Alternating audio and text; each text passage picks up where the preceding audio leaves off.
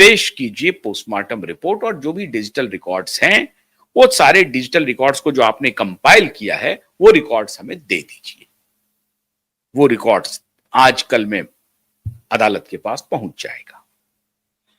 अब आपकी जीत शुरू कैसे हुई? कल मैंने जिक्र किया था कि जो 12 डॉक्यूमेंट दिए हैं ना, वो 12 डॉक्यूमेंट क्या हैं, आज मैं आपको बताता हूं।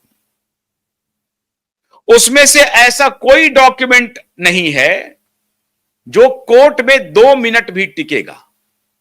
क्या है 12 डॉक्यूमेंट?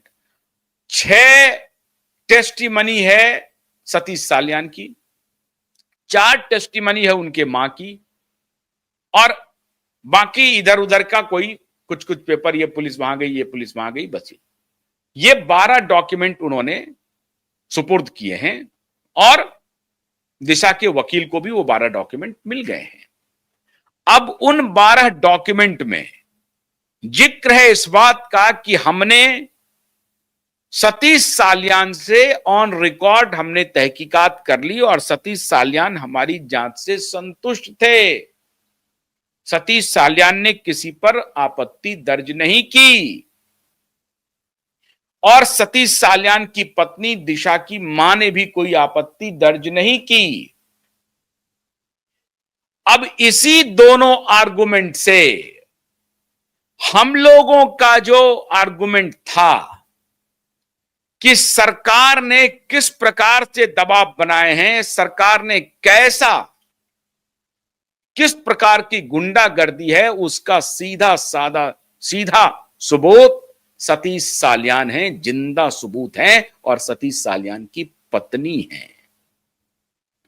जिस सतीश साल्यान से यह कहा जा रहा है कि पुलिस ने पूछताछ की थी, सतीश साल्यान ने कोई आपत्ति नहीं बताई थी, सतीश साल्यान ने इस तरह की कोई चर्चा नहीं की थी कि हमारी बेटी का गैंगरेप हुआ है, हमारी बेटी की हत्या हुई है, ऐसी चर्चा नहीं की थी। पुलिस का यह कहना है और हम लोगों का यह कहना है कि उस वक्त की जो मेयर थी मुंबई की, उनके सहारे से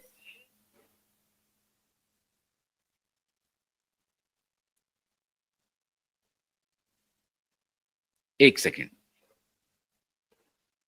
उनके सहारे से दबाव बनाया गया सतीश साल्यान और सतीश साल्यान की पत्नी के ऊपर कि बेटी तो आपकी गुजर गई है, अब क्यों आप इस पचड़े में पड़े हो, क्या पता तुम लोगों का भी यही हश्र हो जाए। बहुत सारे लोग, मेयर तो सामने से ऐसा नहीं कही, लेकिन इनके ऊपर लगातार दबाव था और रोहन रॉय इस बीच में पूरी तरह से सतीश और सतीश की पत्नी को गुमराह करने में लगा हुआ था। रोहन रॉय के पीछे आदित्य ठाकरे और उसका पूरा गैंग लगा हुआ था। यही तो आर्गुमेंट है। इस आर्गुमेंट के बियॉन्ड कोई आर्गुमेंट है नहीं और इस बात की पुष्टि 12 रिपोर्ट जो उन्होंने सौंपी है, जिसमें 6 तो सिर्फ उनके बातचीत का रिकॉर्ड दे दिया है कि सतीश साल्यान ने हमें कहा था। सतीश साल्यान का फ्रेश एफिडेविट सरकार के पास है और सतीश साल्यान ने फ्रेश एफिडेविट में यह आरोप लगाया है कि हमारी बेटी का गैंगरेप हुआ है, हमारी बेटी की हत्या हुई है और उस वक्त हमारे ऊपर दबाव था, हमें अपने जान की परवाह थी, ये लोग हमें भी खत्म कर देते, हम डर से कुछ नहीं बोले, जो ये लोग बोलते चले गए वही बात हमने कहा, क्योंकि उस वक्त इनकी सरकार थी। जिनके खिलाफ हमको मुंह खोलना था वो मंत्री था, कैबिनेट मिनिस्टर था, उसका बाप स्वयं मुख्यमंत्री था और पुलिस वाले रोज हमारे घर के आसपास घूमते थे और पुलिस के दबाव में हमने वो सारा बयान दिया। ये दोबारा उन्होंने एफिडेविट में ऑलरेडी दर्ज कर दिया है। तो इस डॉक्यूमेंट का क्या महत्व है? क्या महत्व है इस डॉक्यूमेंट का? कोई महत्व नहीं है। अब जब नीलेश ओझा जी ने कहा कि भाई रोहन रॉय मोबाइल किसके पास था, 17 जून तक दिशा साल्यान का मोबाइल चालू था, वो मोबाइल किसके पास था? पुलिस ने पहले कहा कि मेरे पास थी, तो आप उस मोबाइल उससे क्या कर रहे थे? आपने कौन सा डेटा डिलीट किया? उस डेटा के हिसाब से आपने कौन सी जांच की? अब इसका कोई जवाब उनके पास नहीं है। तो हाईकोर्ट ने कहा कि आप अब एक काम कीजिए, फौरन से पेशतर आप जमा कीजिए। क्या जमा कीजिए? पोस्टमार्टम रिपोर्ट और डिजिटल रिपोर्ट जो आपके पास है। मित्रों, पोस्टमार्टम रिपोर्ट और डिजिटल रिपोर्ट ये दोनों आजकल में मुंबई हाईकोर्ट में पेश हो जाएगा और इस पेशी के बाद आप यकीन मानिए आप कि अब जो उन्होंने 12 डॉक्यूमेंट दिए हैं वो नल एंड वॉइड हो जाएंगे, उसका कोई मतलब नहीं रहेगा। सतीश साल्यान के इंटरव्यू का उन्होंने जिक्र किया है, उसका भी कोई महत्व नहीं रह जाएगा, सतीश साल्यान के इंटरव्यू का भी नहीं। और अब जब चूंकि मलबानी पुलिस स्टेशन की गर्दन फंस गई है तो अदालत में अब दूध का दूध और पानी का पानी हो जाएगा। सवाल है कि कल की इसके पहले भी हियरिंग हो रही थी, उस हियरिंग की तो रिपोर्टिंग नहीं हुई, तारीख पर तारीख चल रही थी। कल की रिपोर्टिंग मीडिया में क्यों हुई?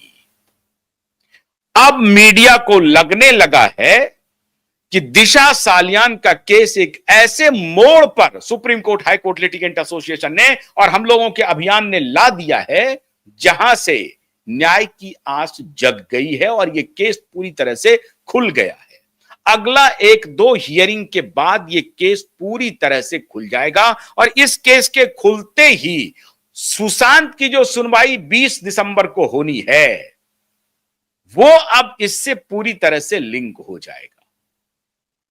यही सीबीआई है जिसने कहा था 24 दिसंबर 2024 में कि रिया चक्रवर्ती के लुकआउट नोटिस को कैंसिल मत कीजिए, उसको रहने दीजिए क्योंकि दिशा का क्या इन्वेस्टिगेशन अभी चल रहा है और इसका उससे संबंध है। ये सारे संबंध 20 दिसंबर को भी इसका इंपैक्ट होगा क्योंकि अगले 1 सप्ताह के अंदर इसकी सुनवाई होगी या मैक्सिमम 2 सप्ताह तक, लेकिन यह मान के चलिए कि 20 दिसंबर के आसपास या 20 दिसंबर के पहले निश्चित रूप से दिशा केस की सुनवाई मुंबई हाईकोर्ट में हो जाएगी।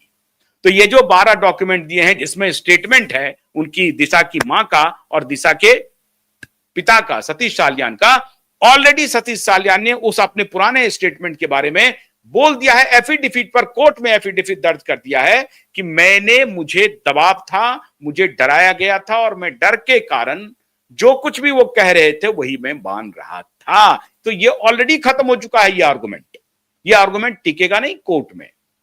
और जब पोस्टमार्टम रिपोर्ट आएगी और जब ये एविडेंस जाएगा तो फिर अदालत का आदेश आएगा, फ्रेश एविडेंस आ गए हैं, एफआईआर दर्ज कीजिए, इंक्वायरी प्रारंभ कीजिए।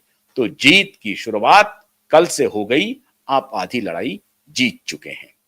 बहुत बहुत शुक्रिया, नमस्कार।